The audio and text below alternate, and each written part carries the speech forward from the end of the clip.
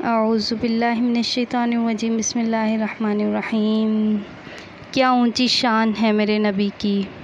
اسرائیل علیہ السلام آئے، یا رسول اللہ اندر آ جاؤں۔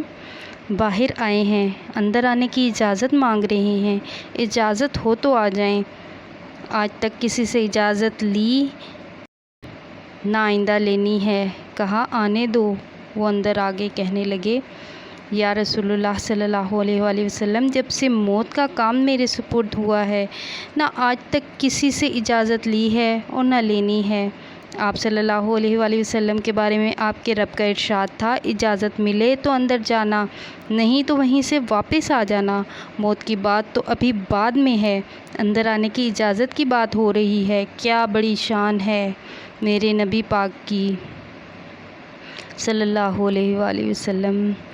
پھر اگلی بات، یا رسول اللہ صلی اللہ علیہ وآلہ وسلم، اللہ نے آج تک کسی کو اختیار نہیں دیا، اللہ آپ کو اختیار دے رہا ہے۔ اگر آپ رہنا چاہیں تو جب تک آپ کا دل چاہے رہیں، آپ کے لیے کوئی رکاوٹ نہیں۔ جب آپ فرمائیں گے اس وقت میں آؤں گا۔ اگر آپ رہنا چاہیں تو جب تک آپ کا دل چاہے رہیں، آپ کے لیے کوئی رکاوٹ نہیں۔ جب آپ فرمائیں گے اس وقت میں آؤں گا۔ آپ صلی اللہ علیہ وآلہ وسلم کو اختیار ہے، آپ کے بعد کسی کو نہیں، آپ سے پہلے بھی کسی کو نہیں تھا۔ تو حضرت محمد صلی اللہ علیہ وآلہ وسلم نے حضرت جبرائیل سے فرمایا، جاؤ میرے رب سے پوچھ کر آؤ کہ میرے بعد میری امت کے ساتھ کیا کرے گا، اس پر جواب بعد میں دوں گا۔ جبرائیل علیہ السلام واپس جا رہے ہیں اور جواب لے کر واپس آ رہے ہیں، یا رسول اللہ آپ کا رب فرما رہا ہے، آپ کے بعد آپ کی امت کو تنہا نہیں چھوڑوں گا۔ تو آپ صلی اللہ علیہ وآلہ وسلم نے فرمایا، اب میری آنکھیں ٹھنڈی ہو گئی ہیں، اللہ میں بھی آپ سے ملنے کا مشتاق ہوں۔ یہ کہا تو جبرائیل علیہ السلام نے فرمایا، یا رسول اللہ آپ نے فیصلہ کر لیا ہے تو آج میرا بھی اس دنیا میں آخری دن ہے۔ آج وحی کا زمانہ ختم ہو گیا ہے، کہانی ختم ہو گئی، قصہ ختم ہو گیا۔ جو آدم علیہ السلام سے کہانی چھڑی تھی آپ پر آ کر مکمل ہو گئی۔ آج کے بعد وحی لے کر دنیا میں کبھی لوٹ کر نہیں آؤں گا۔ حضرت اسرائیل علیہ السلام نے کام شروع کیا اور آپ نے وصیت شروع کی۔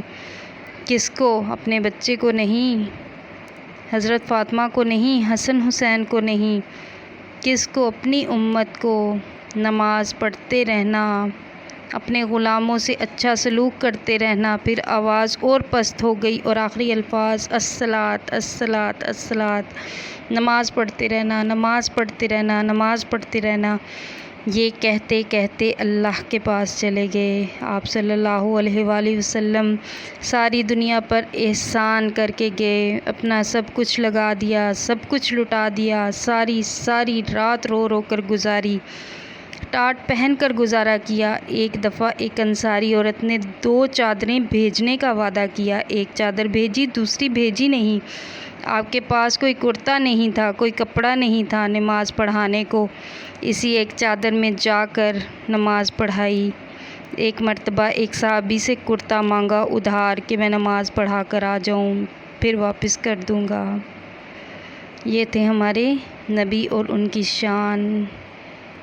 السلام علیکم ورحمۃ اللہ وبرکاتہ۔